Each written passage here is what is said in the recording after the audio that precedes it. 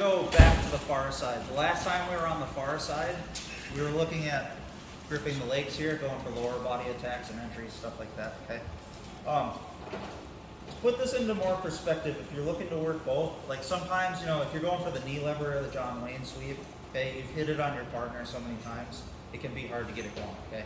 You go to arm drag them, they know you're hand fighting, like they're keeping this arm tight, okay? So we want to keep our options available on the other side, okay? We did talk about this a little bit last week, okay? Some things we could do on the other side. Again, collar sleeve, very common guard for the gi. Another option we talked about with the Shaolin sweep is a far side arm drag for no gi, okay? We're gonna set up a slightly more modern position this week, okay? It's a little more popular nowadays, something we call an arm saddle or a Choi Bar, okay? So when we're doing this position, okay, especially from somewhere like collar sleeve or hand fighting, we're gonna do something a little out of the ordinary and actually get a cross grip, either on the sleeve or the wrist here, okay? What I'm looking to do is make like a Kimura type angle on his arm here, all right? I want his elbow facing away. I don't want Ramiro here, okay? All of his like base or, you know, the center of control is gonna be here, whether you're wrestling or whether you're passing guard, right? So I want to take him out of that. So from here, what I'm going to look to do is with a cross sleeve grip or even a no-gi with a thumb down grip, start to punch this away. And with my free hand, I'm going to make an uppercut into the shoulder here. Okay, so that's starting to make the Kimura angle on the arm. Yeah, I see if you're in the basics class, I'm getting that scoop grip on the shoulder here, okay? Now, once we have this, what we're looking to do as we turn the arm out is get our shoulder inside of this gap here, okay? As we're doing that, we're gonna start thinking about going wrist to wrist with our hands and keeping his shoulder tight to our chest, okay? So this is like kind of the arm saddle Choi Bar position, right? Now, this week is also gonna introduce us to like one of the last forms of knee shield we can play, which is what we call a high knee shield, okay? So in simple terms, that would be my knee going from his hip all the way up to his armpit, so like my shins in his armpit, okay? Now, you are pretty close to your partner in positions like this, so you are going to have to make a little bit of space to do that sometimes. So what you're going to look to do is you're going to look to use the knee shield leg to pressure off of his hip so you can bring your hips out. If that's ever not enough, you can place your foot on the hip and use your foot on the hip to bring your hips out, okay? Now from here, we'll have that nice high knee shield, okay? Whether or not your foot's on the hip, all right? Typically what Ramiro's going to do here is he's going to stay tight to this leg. He's going to feel that I'm setting something up, all right? What's good about something like an arm saddle versus a Kimura grip is if you guys look here, my top arm is acting as a frame as well, not just a vise on his shoulder. So when I want to start passing this knee around, I can use my top elbow to start pushing his head away. And then we're going to stop by bringing the knee to the near side, okay? And this is where we're going to be operating for our submissions, all right? So I'm cross gripping and knocking his wrist. As I knock his wrist, it's eventually going to be a quick uppercut here. Like you're giving somebody the finger in traffic, okay? Here, okay? I get my shoulder crunch. Guys, if you're having trouble getting this knee through, Grant brought this up yesterday. If it doesn't go right through, start escaping your hips. If that's not enough, you can even put your foot on the hip here, and that'll help you get your knee through as well, okay? Now, Grant's not gonna let me bring this knee around, so I'm gonna use my elbow to move his head so I can pass my knee. As soon as I do that, I'm gonna get really tight here. He's gonna try to move around, and that'll be the end of the drill. Make sense? Essentially a body lock grip on a shoulder, right? And later on, potentially an elbow too. We'll talk about that later. So what that means is when you body lock somebody and you're looking to get good leverage, okay? Grant and I are similarly sized. I'm always gonna enforce a deeper grip, right? So I'm always gonna try to go wrist to wrist here if I can, so I have more leverage over his hips, right? So that kind of applies here, like, you know, and everybody should be able to do this because it's a shoulder, not a waist, right? I don't want to necessarily be here. There's nothing wrong with this, but one thing you might be looking at is losing leverage, okay? Same thing if you definitely do this. Definitely if your hands are on, okay? So, guys, a couple things here when you're practicing, all right? If you're in Grant's spot, what I want you to do is stay tight to your partner's knee as they're practicing. Some of you are getting your knee to this side right away. That's great, that's ideal. But again, you need to practice for situations you're gonna run into here. So watch this. And bring it over my back. He's doing this to my arm. It's like an Americana. Makes your shoulder extremely weak, okay? So this is a motion you guys really gotta follow when you're playing this position. So go ahead, you can get the position here. Okay, bring this over. Okay, so you can just relax here. Okay, this is a good one. Grabbing the foot. Okay, it immediately tracks where this leg's going. But if he's like, nah, fuck you, and he like extends his leg, and like he brings it over my head, look what he's doing with my arm, keep extending it. Yeah, I cannot hold on to that. Makes sense? It's like a Choi Bar. So from here, we still have that present issue. He's holding on to my leg, okay? The good news is we got a lot of the hard parts out of the way. Instead of using our elbow, we have a leg here to use now. So we're gonna use our shin to start pressuring into his head. A lot of times that should give you enough leverage here to break whatever grip he has. Like if he's grabbing my foot, for example, as you're pushing here, we talked about this yesterday, I can start bringing my foot out, and that'll be really hard for him to hold on to as I keep extending here, okay? Now, once I get here, we're bringing this leg all the way over and we're keeping it straight, and as it comes over, I'm gonna meet my forearm to my thigh, okay? Here. What this does is it puts a lot of downward pressure on his shoulder, so if he tries to rip his arm out of this, it's very difficult, okay? Simply because, again, we're maintaining that good angle here. It's hard for him to rotate his thumb, all right? That's exactly what we're gonna do next. We're gonna start controlling to start setting up the arm bar. So with my free hand, I'm gonna grab his thumb, all right? Now from here, once I have this control, I'm gonna pummel my left foot under his body. I'm gonna pull my right knee in, and I'm gonna keep my knees to my chest here, okay? Knees pinched. Now from here, we're taking his arm to the top hip. Both hands go to the thumb, go very slow. This won't feel like much, but for your partner it is, okay? That's it, all right? Okay, watch what's gonna happen. Pull your arm out. Okay. Okay, pull your arm out. Can you? Don't skip this part. You need to have this leg heavy, okay? Can you still catch it without doing this? Absolutely, but that is the risk. If he feels that there's no control over his shoulder, he will pull his arm out of this, okay? All right, so what I was gonna say here.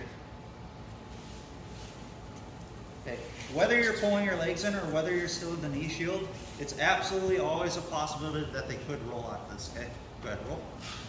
Okay, when he rolls, we're in this position, guys. Keep your foot behind their head. When he goes to sit up, that's when you're gonna catch for just a normal arm bar here. Make sense? We're practicing arm bars right now. It's gonna be a little confusing because it takes you to the end of like foot configurations for arm bars, okay? You're like starting at the end, okay? This would be the beginning, right?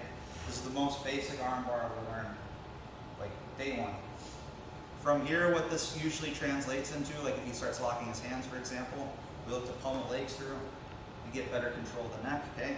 The idea here is I'm changing all these to account for his counters and his escapes. So, for example, if Grant goes for a hitchhiker escape here, very difficult versus here, much easier, okay? And then we run into the issues where people pass your legs. So yeah, you could potentially get from the other side. Okay. This way. Okay. So this is what we're doing right now. Okay. And bring this over to stop the cross face, but eventually too, he could pass this leg as well. So you guys got to get used to like people starting to come up, coming up with them. Okay. We're doing a lot of like sideways arm bars right now. If that makes sense. Makes sense. Okay, I can't punch his wrist now. But like, what is he doing? He's putting himself in the position. So if he does this, you guys can just go for the uppercut first. Just make sure if you're going for the uppercut, you're really punching your shoulder through this gap. So you can really lock it up tight. Alright? So if they grab your head, great. It's a good thing. Okay. So we get here. Alright, so let's talk about what people might try to do here. Alright? The obvious one is they want to get their arm back. Alright? There's, just like regular arm bars, there's like kind of technical smart ways to do it, and there's like really like muscly ways to do it. Okay, let's talk about the muscly one first. So typically what people do when they rip out of an armbar is what do? They posture up and they just try to rip their arms straight out. Yeah. Okay. If he's strong, if it's sweaty, whatever, your grip's not as tight as you could get it, that might happen. All right? So if he goes to rip out and nothing happens, great. You just keep going for the Choi Bar. If he goes to rip straight out and your grip starts to slip, okay, look at what's happening here. Okay, it's gone right to the spot where his elbow connects to his tricep, that little pocket right here. Everybody's got it. You feel this right here. Okay. So when that happens, okay, you need to treat your head and the side of your neck like a regular armbar, like you would grab the thumb like this. Your head's going to do that this time. Okay. So as Grant goes to do that, okay, I'm going to bring the back of my head to the mat and I'm going to tuck this in, not just to trap his wrist, but Grant, rotate your thumb around. Okay, not a lot of rotation there. Versus just like kind of casually here. Yeah, see, the arm's bending.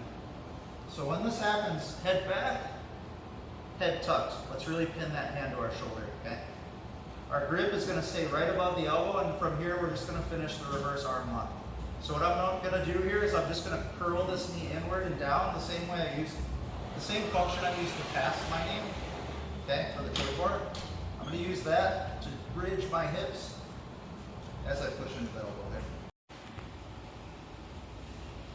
Okay, so we get somebody in a closed guard armbar. A good armbar defense, like typically Ramiro's gonna stack me. And he's gonna start, no, don't do that. He's gonna stack me. And he's gonna start to work his elbow out little by little. Okay. Now I want you to do what you just did. Somebody big, strong, kind of spazzy, maybe they don't have good defense, they don't care about their arm being broken. They're gonna take the chance here and just rip that arm out. Rip it out. Sometimes it'll work. I'm gonna do this really gently. Okay, rip it out again. Sometimes it'll catch though, right? So now, guys, that's where really this detail of the knee here comes into play. Especially like if you don't get the best bite with your head here and like his arms maybe like slightly bent, okay? Watch what happens when I stretch this knee. It locks his elbow out more. And when you lock his elbow out more, now you got a fully like firm arm to really press this grip through.